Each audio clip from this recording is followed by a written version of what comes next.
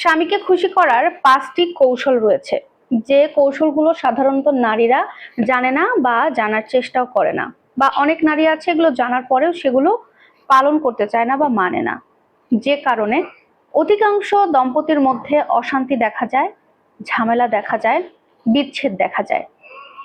আমরা নারীরা একটা কমন অভিযোগ স্বামীদের বিরুদ্ধে করে থাকি যে আমার স্বামী আমাকে আর আগের মতো ভালোবাসে না, আমাকে আগের মতো সময় দেয় না।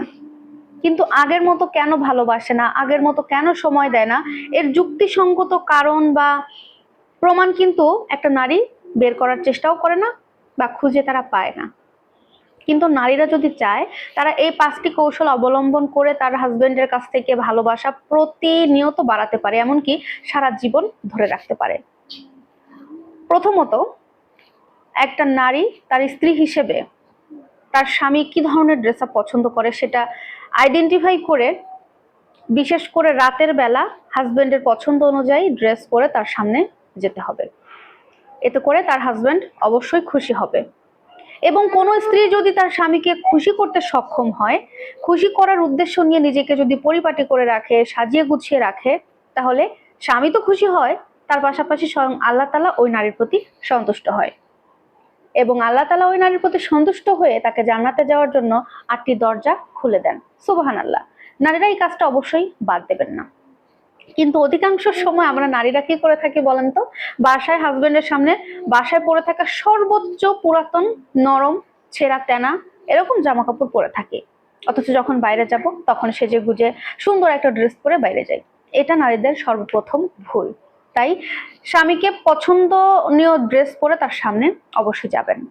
নাম্বার 2, আপনি সবসময় চেষ্টা করবেন রাতে আপনার হাজবেন্ড যখন কাজ করে বাসায় ফিরবে তত সময় জেগে থাকার জন্য। মানে হাজবেন্ড না আসা পর্যন্ত আপনি ঘুমাবেন না।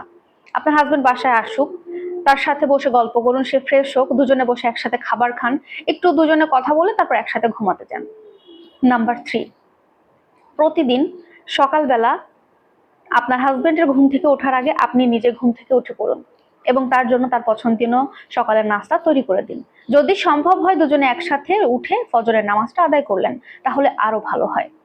নাম্বার 4, আপনার হাজবেন্ড যখন বাসায় থাকবে তখন তার পছন্দের খাবারগুলো রান্না করে দেবেন এবং হাজবেন্ডকে সবসময় আগে খাবারটা পরিবেশন করবেন। এখনকার অনেক নারীরা জব করে, তো সেই ক্ষেত্রে কিন্তু একসাথে খাওয়া খুবই কম হয়, যার কারণে অনেকটা আন্ডারস্ট্যান্ডিং হয় না।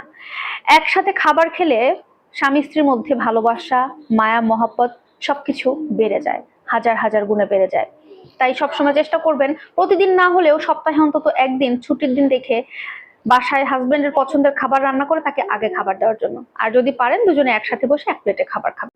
এবং নাম্বার 5, লাস্ট ওয়ান, আপনার হাজবেন্ড যখন রেগে যাবে আপনি তখন মুখটা বন্ধ করে দেবেন, একদম কোনো কথা বলবেন না। পুরুষ মানুষের রাগটা একদম জেনেটিক্যালি এটা থাকবেই, এবং অতিরিক্ত রাগ পুরুষ মানুষের না থাকলে তাকে পুরুষ বলে মনেই হয় না। তাই এই যে জিনিসটা একটা নারীকে কন্ট্রোল করতে হয়। একটা পুরুষ, আপনার স্বামী যখন রাগবে আপনি তখন চুপ করে থাকবেন, তার রাগটা কমে গেলে, সে শান্ত হয়ে গেলে তখন আপনি তার সাথে কথা বলুন, দেখবেন সবকিছু ঠিক হয়ে যাবে। এই 5টি কৌশল একটা নারী মেনে চলে তার সংসারে অবশ্যই শান্তি থাকবে এবং তার স্বামী তাকে অবশ্যই ভালোবাসবে।